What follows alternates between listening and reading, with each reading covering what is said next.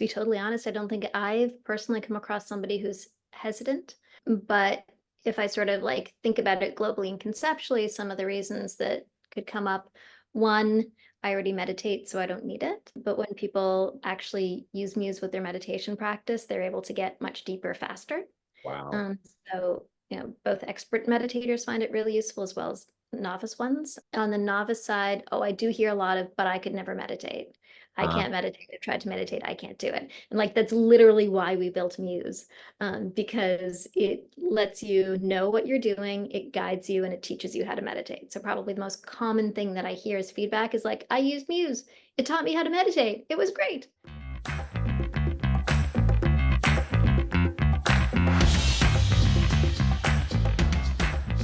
Hello and welcome back to another episode of the Thrive State podcast. I'm your host, Dr. V, triple board certified MD and performance and longevity expert. And on this podcast, we talk about meditation. Are you someone that has not been able to meditate in the past? Or if you're a frequent meditator, do you know of a way to actually tap you into that meditative state quicker and faster, more efficiently? What is meditation and how does it affect our performance, our longevity, our health? You're going to find all this out and more on today's podcast. Now, before we get into the podcast, I want to welcome all the newcomers to the podcast.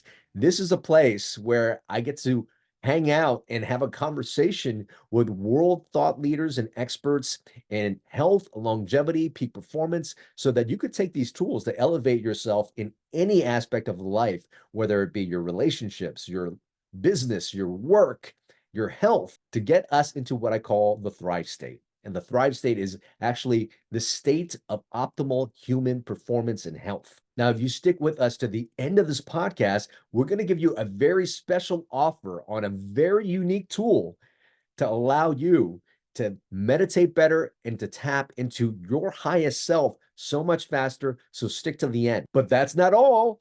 Just had to throw that in there. But I do want to give you free resources if you don't actually have it already. Go to thrivestatestarter.com, where I'll send you a bundle of performance and longevity resources, including books, ebooks, resources, lecture notes, breathwork exercises, really a toolkit for you to start your performance and longevity journey. And also, I'm very proud to announce that we have just launched our digital library, which contains a lot of resources and courses for you to elevate your longevity, improve your performance so that you can be in your Thrive State. Check it out at mythrivestate.com. And just because you're a loyal listener, let me give you a gift. Anything on the digital library, 50% off by using the code ThriveState50. Now, on to today's guest. We recently met and we really hit it off, and she is a pioneer in the field of mental, emotional health and performance. She has a background in neuroscience and psychotherapy and is the founder of a company that I'm pretty sure most of you have heard of, if not already used yourself, but Muse. Muse is actually a device that actually tracks your brain during meditation. So you get real-time feedback on your meditation, guiding you into the zone and solving the problem that most of us have when we first start to meditate. Muse lets you know that you're doing it right. Now what's super exciting is not only is their technology great for meditation, but they just released a device that really allows you to sleep super well. It's like a digital sleeping pill. And if you try it, you're going to find that you're training your brain on how to sleep better. It teaches you that you're doing sleeping right as well. Muse has actually been used by hundreds of thousands of people to start or deepen their meditation practice, including used at the Mayo Clinic. Now, the Muse S, that device I was just talking about, uses advanced EEG technology to track how well you focus, sleep, and recharge. Both Ariel and Muse has been featured in tons of outlets and platforms all around the world, including CNN, Forbes, Fortune, Popular Science, New York Times, Wall Street Journal, GQ, Men's Health. The list goes on. Now, Ariel is actually on a mission to help people understand how their brain and mind work, both the nuts and bolts and the neurons, and how that plays out in the messy and beautiful human experience of living. She actually inspires people to understand that they can accomplish anything they want by understanding actually what goes on in their mind. And if you've been following the podcast, we know the mind is such a powerful, powerful tool for into our consciousness. And it is our consciousness that changes our energetic state, which ultimately leads to the success that we want in our life, whether it be in our health, in our relationship, or the work that we do. Ladies and gentlemen, please, please enjoy this conversation with CEO of Muse, Ariel Garten. Ariel, welcome to the Thrive State podcast. Thank you. It is a joy and pleasure to be here. Hello. It is so good to meet the founder of Muse. I actually had my version of a Muse band that I got a couple years ago. And just like with so many of my biohacking devices, they're easily lost. I've lost probably 20 to 50 wearables already through travel and from using them, but it's so great to have you on. Now, before we step into Muse and how it's developed and where you're, going into different spaces, not only in the performance space, but the sleep space, we do a portion of the show called the 5 to Thrive. 5 quick questions that if you win 5,000 points, you get them all right, you get a healthy meal on me the next time we get to meet in person. So my question to you, Ariel, is are you ready to play the 5 to Thrive? I am ready to thrive for 5. I'm alive. I'm here. Let's go. Okay, question number 1. What is the first word you can think of that rhymes with thrive that you've already busted out on? Go ahead. Alive, jive, hive, like a hive mind. We're all thinking together so that we can thrive. Oh, wow, you are definitely in the flow. So here I'm going to go with question number 2 is, as a child, what did you want to be when you grew up? Oh, I wanted to be a neuroastrophysicist. It wasn't a thing that existed, but my mom was an artist, and people would say, "Are you an artist like your mommy?" And so I came up with something that seemed very technical and opposite to that. 2,000 points thus far. Question number 3 was there a book, quote, or idea that entered your life at any period of your life where it was just a big aha, wow, or big life moment for you? Now you've got me on the spot. Now you're making me think back. It was in the flow, it's in the moment. I don't have access to the resources back there in the past. Let's see. So for me, this is going to sound really silly, but Hamlet's to be or not to be, that Ooh, is the question. The phrase had sort of like this weird meaning to me. You hear it as just a line as a kid and it doesn't mean anything. It's you're like, joking around with Shakespeare, for those that joke around with Shakespeare. And then one moment it occurred to me that to be or not to be meant that to me someday I would actually not be. And that really opened this whole existential rabbit hole. And I was recently at a meditation conference and somebody talked about a memento mori meditation, meaning a meditation on the like impermanence of this life, meditation on death. And I sat down and I closed my eyes and I meditated on my death and went through a whole series, like moment after moment, saying, okay, and then I'm dead, and then I'm dead. And so, this question of the meaning of life vis-a-vis death has been a fruitful place of discovery and insight of late. wow. Okay. We might have to go in deeper in our conversation about that because being and death and that topic, is of interest to me. And when you start to do the personal development work and you start to meditate, those type of things do come up for you. But I'm going to put a pause on that now. 3,000 points thus far. Question number 4 is, if we put you on stage with 50,000 people and gave you a mic to sing a karaoke song, which song would that be? I am alive. I am alive. Hey, hey. Wow, Don't a go live into showed up parade. a I lot. was petrified. And last question is, how does Ariel Garten want to be remembered? Oh, as somebody who is kind and helps support those around them to live better lives. And hopefully as somebody who puts a smile on your face. You know what? I didn't realize, first of all, 5,000 points, you win. So you get a free meal. I mean, the next time we connect, we've met twice. Which, Oh, yeah, go ahead. oh, I donate that free meal to any listener who really wants to get to know you and hang out with you. Oh, wow. I will take up any time together with you and I. That's awesome. But I also, donate to anybody else who's listening to this and a little bit jealous and is like, I want to hang out with that dude. He's awesome. I am cherishing the fact that I get to know more about you and your personality each time we connect. and I didn't realize you were a singer. I didn't realize that you can drop into the flow and play. And so that's so beautiful to see and witness that part of you. But welcome to the podcast. Thank you. As I said, joy and pleasure to be here with all of you. So, Muse has been around for, quite some time now. They've really been one of these pioneers in the mental health space, in the meditation space. What was your background prior to Muse, and how did you land on this technology to start this years ago? Sure. So I never became a neuroastrophysicist. My mom was an artist, so I was very interested in creating and creating experiences for people. And I ended up going to school for neuroscience to learn about how the brain works and how it creates our experience of every day. Yeah. And then I became trained as a psychotherapist. And my job in life was to really help people understand what goes on in their mind as a therapist and in their brain as a neuroscientist to help uncover the limitations that we have and create new opportunities for improvement. And along that note, I started collaborating with a professor at the University of Toronto. His name is Dr. Steve Mann, and he had an early brain-computer interface system.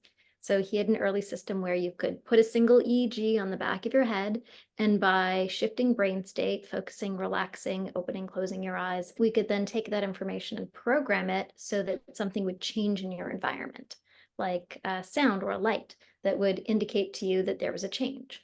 And we started out with this technology thinking that the place we were going to go was brain computer interface. The idea that, we can change the world around us with our mind. We could focus really hard and the light would get brighter and we change all these things. And as we created more and more examples of this technology, what we came to realize was that the real power of it was not changing the world outside you, but the ability to change the world inside you.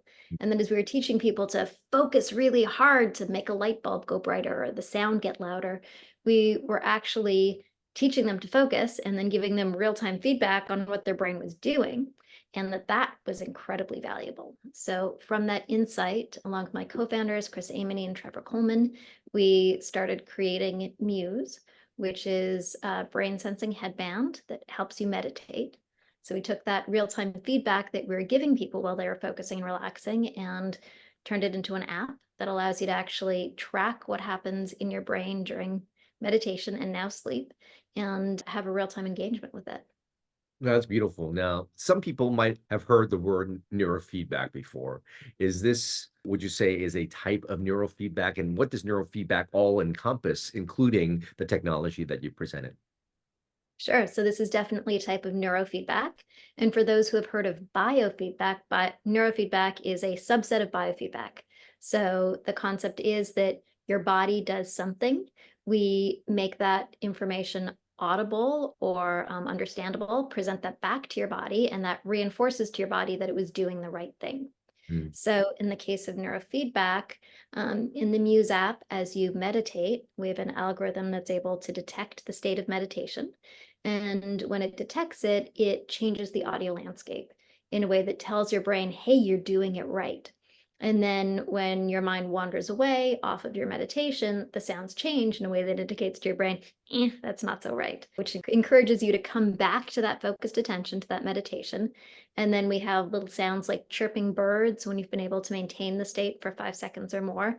And that really deeply reinforces the brain to say, yep, that's right, keep doing it, you're there. And through repeated neurofeedback training, you both gain insight into how to meditate, what it is, and how to do it, and your brain learns. So it makes those neuroplastic changes much faster because it is being directly reinforced. That's beautiful. Let's talk a little bit about brain states and brain waves. What would you say the average American now spends most of their time in terms of their brain states and their brain waves? What type of patterns are present in meditation? And is that something that we can start to cultivate a muscle for in using something like neurofeedback? Absolutely. So quick primer on brain waves. So what is a brain wave? So our neurons communicate electrochemically. So there's always electrical signals floating around our head, shooting back and forth. The sum total of that electrical signaling can be read on the surface of the skull. So just like you can read your heart rate from a EKG or ECG, depending on where in the world you are, how you say it, because you can pick up that electrical signal, you do the same for the brain. And typically, EEG devices were things that were used in hospitals or labs. If you have epilepsy or need a brain scan, you go in and they put lots of electrodes on your head.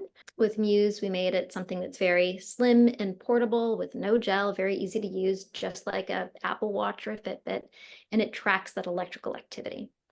When you look at the electrical activity and begin to break it down, you have delta waves, which happen when you're sleeping. So a big spike in delta is either the most obvious signal that you are deeply asleep or that you're awake and really, really tired. You have theta waves, which are a state that you enter into while you're dreaming, and also in daytime gives you that sort of sensation of dream state. And it's also related to a meditation state, which I'll talk about in a second. You have alpha waves, which are a state of calm, focused relaxation. So when you're very focused internally on your breath, and when your attention is quiet and single pointed, you have an increase in alpha activity. Beta is a faster brain activity. So we've been going up from the slowest all the way up. Beta is a faster brain activity, and it's associated with thinking and processing and taking in your environment. High beta is even faster activity, which is often associated with anxiety. And then gamma is much less is known about it, but is potentially associated with states of consciousness. So when we look at what happens in the brain during meditation, what you see is a decreasing of beta and high beta, and you hopefully are awake, you're not feeling sleepy, you're not getting that much delta activity, and you see a nice crest in alpha, which indicates a state of both calm and focus simultaneously. So both states are represented by this brainwave constellation. Hmm. You recently shared some data in our previous conversations about just the amounts of alpha that you can actually train, and the frequency and the amplitude of the alpha over continuous use of this training tends to go up, correct? Yes. So when you look at your brain waves, you have 100% of brain waves, and there's a totality of it. And at any given moment, you can have more delta, more alpha, more theta.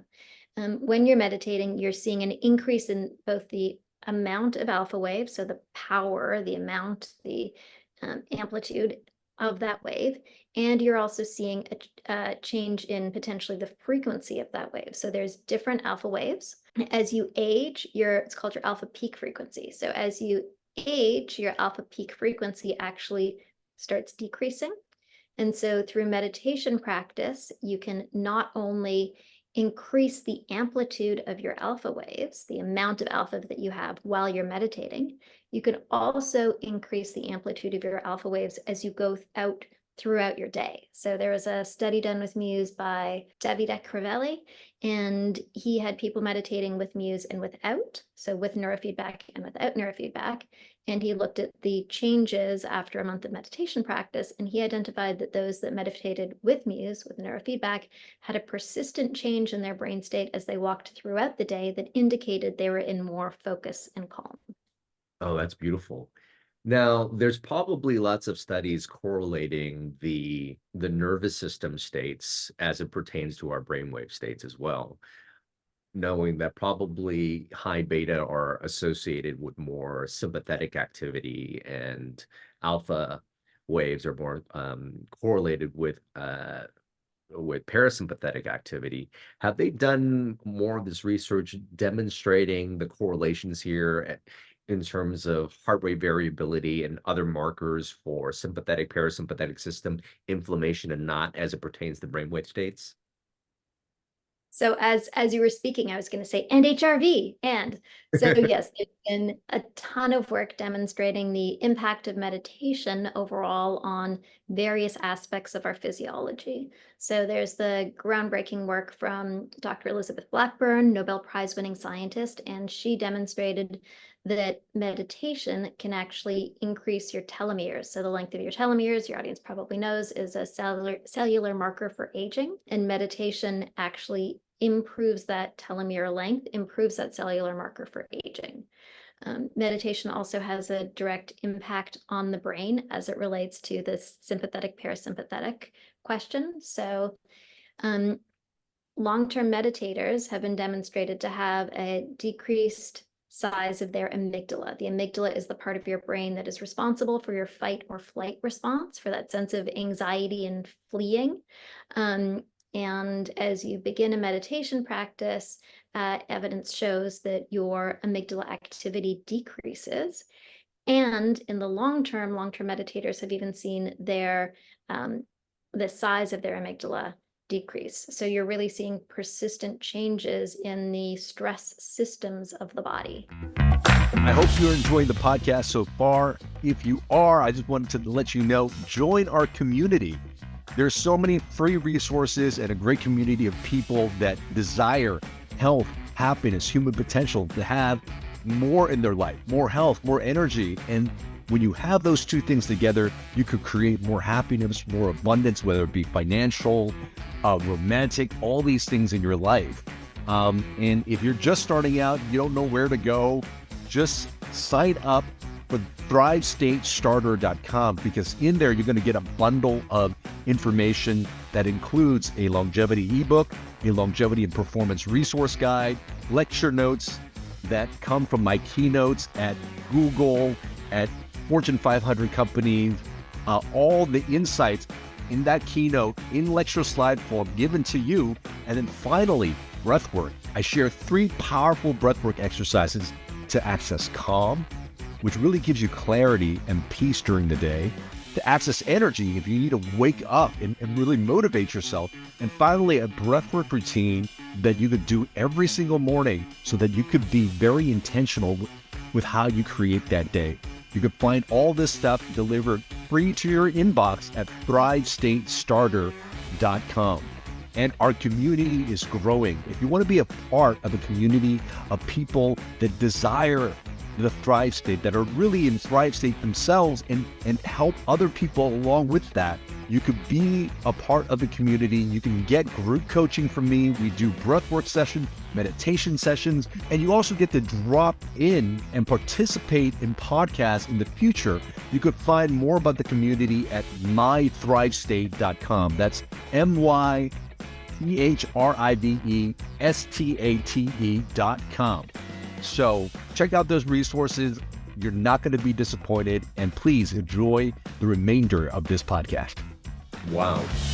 Being able to see a physical change in your body to decrease stress is a pretty amazing thing. We speak a lot about the default mode network in our podcast, and we know that people with an overactive default mode network tends to be more in states of worry and anxiety. Also overactive default mode network can lead to a lot of physical symptoms as well. We know that the amygdala is very much closely tied to some of the DMN activity, and knowing that we can actually physically shrink it by quieting it down, lowering activity, and it actually physically shrinking is a pretty awe-inspiring thing. Now, the subject of EMFs have come up a lot recently in terms of how they might be affecting certain people. And there is at least some people concerned about using digital technology to help with our health measures in terms of EMFs. How would you comment on potential the use of Muse and potential EMFs from that, from the benefits that we're definitely seeing from using it? Sure. So I'm somebody who's actually very sensitive to all sorts of things. I had chemical sensitivities, small amounts of stuff really affect my system. I'm glad to say that Muse does not affect my system. And we built it very much with EMFs in mind. So the potential sources of EMFs are either a battery, something that's going to be emitting electricity, or more importantly, the Bluetooth that comes from it. So the battery is shielded. There's absolutely nothing that's getting out. And then the Bluetooth is Bluetooth low energy. It's incredibly low energy. The antenna is facing out, and it's shielded. So the signal is not going back towards you. The signal is going out into the environment towards your phone, which should be far away from you, because the impact from your phone and the EMF there is significantly more than any device with Bluetooth low energy in it. That's so comforting to hear. And a new feature, I know when I had my headband, you didn't have this feature, but you guys are diving into the sleep space now. So can you tell us a little bit about the new band and what it's doing for sleep? Does it have all the same features as the regular Muse band? And what's it doing in terms of, potentially training and improving our sleep? Sure. So I think you even did you have a Muse 1 or a Muse 2? Oh, I forget. But it How was long ago did you get it? several years ago, 5, 6 years ago, maybe Yeah, 5. so that would have amazing. Early adopter, that would have been a Muse 1. So we launched that in 2014. So we've been a market now for 10 years. And the new Muse is called Muse S. So it has all the same meditation features as the Muse 1 and 2. So it gives you meditation on your brain, heart, breath, body, tons of guided content that you get real-time biofeedback during. And then it also gives you the ability to track and improve your sleep. So when we went out and we talked to people who were using Muse, we discovered that one of the reasons that they were meditating with Muse was to improve their sleep. And people would often meditate just before bedtime because they reported they slept better. And so we made a purpose-built device, Muse S, which is soft and comfy, and you can wear it during sleep. And it not only tracks your sleep as effectively as a polysomnography system. So we have a lot of research partners that use it for sleep to do sleep studies and sleep science. It's been validated against a in-lab polysomnography sleep lab, and it is just as good at staging your sleep data. It also gives you insights into your sleep, like your sleep spindles, the depth of your deep sleep. So not just how much deep sleep you got, but how deep it was. And then we also have an incredible feature that we call the digital sleeping pill that actually can help improve your sleep. So what it does is it's able to shift and guide and morph the content that you're listening to based on your state of wakefulness. So you put on a guided meditation or a bedtime story or a soundtrack in the app, whatever works for you and you enjoy. And as the Muse detects that you're beginning to fall asleep, it starts to change the audio and quiet it down, which becomes a cue for your brain that it's okay to fall asleep. And then if you do fall asleep, it shuts it off. If you don't fall asleep, it continues to do a few more things to help encourage your brain to let go and that it's just sleep time, it's okay. And then if you wake back up in the middle of the night, the Muse wakes up with you and then brings in the same story or guidance that helped you fall asleep in the first place to walk your brain back down into sleep. And it's been demonstrated to be very effective, improving sleep quality by 20%. That is amazing. It's like having your own little sleep fairy, Yes. guiding you to good sleep. Now, as a founder, I want you to share first your personal experience. What have you noticed after using Muse now for over the years in terms of your personal benefit from it? I remember having a conversation with you and just noticing how you respond with your partner has changed and shifted. And certainly, I'm currently in a relationship where we can trigger each other so many times, but one of those things that, my audience understands and knows is whenever we can create a little bit of space between reacting and responding, we can shift the dynamics of almost any reality that we have in life. But what has been some of your personal, ahas and improvements and benefits that you've noticed? There are so many. So the very, very, very first thing I noticed was actually a change in my performance and ability to focus. So I was one day sitting, typing, doing work, and I'm somebody who sounds, things in my environment really distract me. And I was trying to write a long form essay. And whenever I would do that, it would take me a really, really long time, kind of like the mix of procrastination and distraction together make very poor work rate. And after use for about 2 weeks, this was when this happened, I sat down and I wrote this long format thing, and I wrote it in like 45 minutes straight out. And I was like shocked what had happened. And what had happened was my brain had been trained that when it wanted to be distracted and wander away from my work, I would just say nope and come on back, and nope and come on back. And that was exactly what Muse had trained my brain to do. So, Wow. that was one very tangible benefit. Probably the most actually useful benefits in my life have been in regards to my relationship with my husband. In relationship with your partner, that's kind of like where the rubber hits the road and you can't hide anything. Yeah. And for me, I used to be super defensive. As much as I was like, oh, I'll meditate and like life is great and I love everybody. If you challenged me and told me that I was wrong or I looked bad, like if I perceived that what you were doing was like suggesting that I wasn't good enough or, didn't do well enough or maybe wasn't lovable, I would kind of freak out. And I would get really defensive. And so, my partner would be giving me feedback like, hey, don't do this thing, the famous dishwasher example, don't load the dishwasher this way. And that really didn't go well with me. And through using Muse, I would be able to see my own reactions, logically understand what I was doing rather than just reacting, see my husband's point of view, and like be able to accept that maybe I was wrong. And then be able to like not just let go, but also change the behavior. Because in the past, I would have this defensive thing, file up. It's like, oh, Ariel, you were supposed to, pick up the kids at 1 o'clock and you didn't even, and you didn't even put it in the calendar. And so immediately my reaction would have gone to like, yeah, but I knew I was doing it, so I didn't need to put it in the calendar. Whereas in reality, I should have put it in the calendar. And through the meditation practice, you can see how like quick that pathway was. It was like, I can tell you the response for that.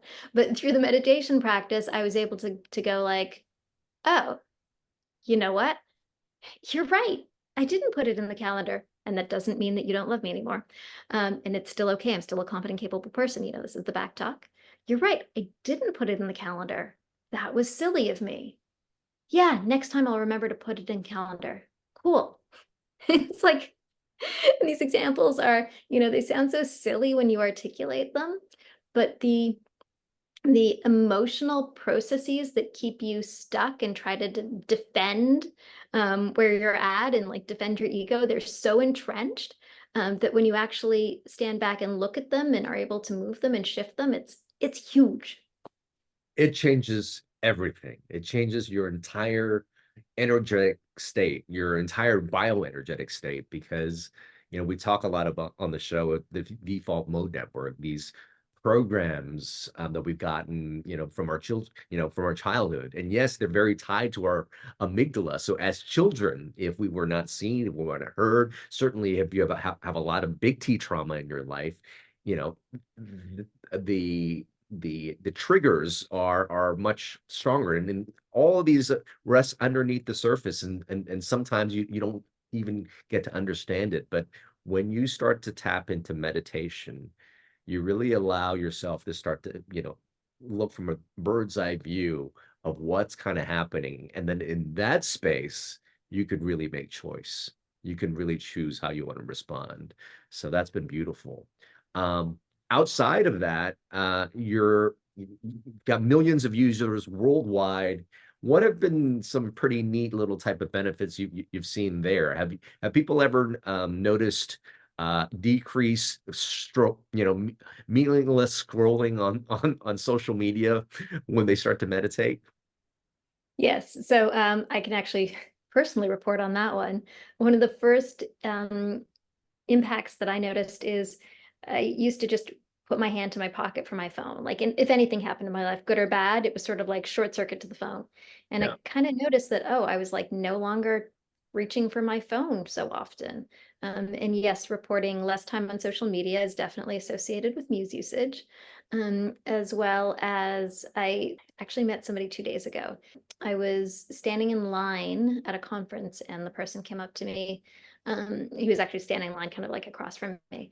And he said, using Muse has changed my life, at which point I was like, what? Shocking. Using Muse has changed my life. And he was in a lot of pain. So first he was doing free diving. And he could only, first day he did 1.5 minutes, and then he met me and discovered Muse. The next day he did 4 minutes after his Muse session. He's like, he got the state, he got it. And then he was in a lot of pain and he used Muse throughout his pain journey. Today, I was actually speaking to a physician who wants to run a study with Muse. Muse is used widely. There's over 200 published papers. And his journey was as a lung cancer survivor, and he had extreme fatigue post cancer. And he used Muse throughout the end of his cancer journey to reduce his stress and fatigue, and was reaching out to actually run a study on fatigue and cancer. So, those are just two examples kind of in the last 36 hours. Wow, that's super amazing. What I could definitely tell people is, working on improving our brain waves, quieting down the default mode network has led people to have more creativity, more productivity, more in touch with who they authentically are as human beings, not this program or that's constantly in states of fear, stress, and survival. States of just being the person you want to be in the relationships that you have in your life. So doing this work is so important. This is super exciting stuff. Have you ever had people who have been hesitant to try Muse, and what have been some of their feedback, as in why they don't want to try Muse? And if so, what's your answer to, to give it a try? Oh, sure. That's a great question. I don't think, to be totally honest, I don't think I've personally come across somebody who's hesitant. But if I sort of like think about it globally and conceptually, some of the reasons that could come up, one, I already meditate, so I don't need it. But when people actually use Muse with their meditation practice, they're able to get much deeper faster. Wow. So, both expert meditators find it really useful as well as novice ones. On the novice side, I do hear a lot of, but I could never meditate. I can't meditate. I've tried to meditate. I can't do it. And like, that's literally why we built Muse, because it lets you know what you're doing, it guides you, and it teaches you how to meditate. So probably the most common thing that I hear as feedback is like, I used Muse. It taught me how to meditate. It was great. So it like really gets you over that hump. So anybody can do it. You'll be good. And then trying to think if there's any other. And then there may be a question about, do we need technology for meditation? And to that I say, of course we don't need technology for meditation. The aim and the goal here is to use a tool that teaches you what to do. And then once you have the skill, you apply it yourself in your own life, at will. It's teaching you how to fish. And once you know how to fish, you can pass the Muse on to anybody else, because the Muse can be used for many people through just one device. That is beautiful. I am super excited to receive my new Muse coming in pretty soon. But for all you that want to actually get in on the process, I highly recommend this. This is a Dr. V approved device. You can get yours with a very special discount with the link in the show notes here. And Ariel, how do people find out more about you and Muse? And if they have any questions, do you have any resources to send them to? Sure. So if you want to learn more about Muse, you can go to choosemuse.com. But yes, Dr. Vuu is right. You're going to get a big discount through him. So go back to the show notes and just click the link there. And if you want to find Muse on the socials, we are at Choose Muse. And if you have any questions, you can just DM us on any of the socials and we'll get right back to you. Such a beautiful conversation today. Thank you for the work that you've done. My last question to you is this: of all the personal development work that you've done, being in the neuroscience space and everything you've seen in the biohacking space and spirituality space thus far, what has been your best medicine? So obviously meditation is the answer there for me. But to put a finer point on it, I think the part of meditation that has been so meaningful has been knowing that I have a tool that I can use to both manage my nervous system and calm me down, as well as manage my mental system, the thoughts that often spiral into the I'm not good enough, or this is awful, or this is going to happen. So, I have a tool that can intervene both in the body and in the mind. And it's a tool that continues to keep giving as I, learn more and get deeper into my body and my practice and more present in the world. So good. Ariel Garten, thank you so much for your time, your wisdom, and for putting in such the hard work in building something that is such a enormous tool for the world. Thank you for being on the podcast. Oh, thank you. Lovely to be with all of you today. I hope you enjoy that episode of the Thrive State podcast. And if you're finding that this content is really helping you and your family members, please consider supporting our mission and our cause of elevating health, happiness, and human potential for people all over the world. You can do so by making sure that you subscribe to this podcast, sharing it with your friends and family members, and leaving us a 5-star review wherever podcasts are heard. All these things are going to really help elevate the show and to give us the resources to continue to bring more content just like this to yourself as well as the people that you love. If you haven't already, you might want to consider joining our community. We actually have a community where people get to engage with me in group sessions where we do breath work, meditation, where we do challenges together, really to be able to get us access to health, happiness, human potential, so that we could have longevity and performance in our life as well. You can check out our community at mythrivestate.com. That's mythrivestate.com. And if you haven't already, pick up a copy of my book, Thrive State. It really gives you all the tools, the pillars that you need to create a blueprint to control the energetics of your life. Who are you? How you show up in the world? The choices that you consistently make create an energy in your body, and you can control this. And when you can control that, you also control the messages you give to your DNA that gives you access, again, to optimal health, longevity, and peak performance. And let me also just share a free gift to you. If you haven't already, please pick up my longevity and performance bundle where I share lecture notes, ebooks, breathwork exercises, and longevity and performance resources at thrivestatestarter.com. Thank you so much for being a part of this community. Thank you for helping us grow. Remember always, my friends, that you are your best medicine.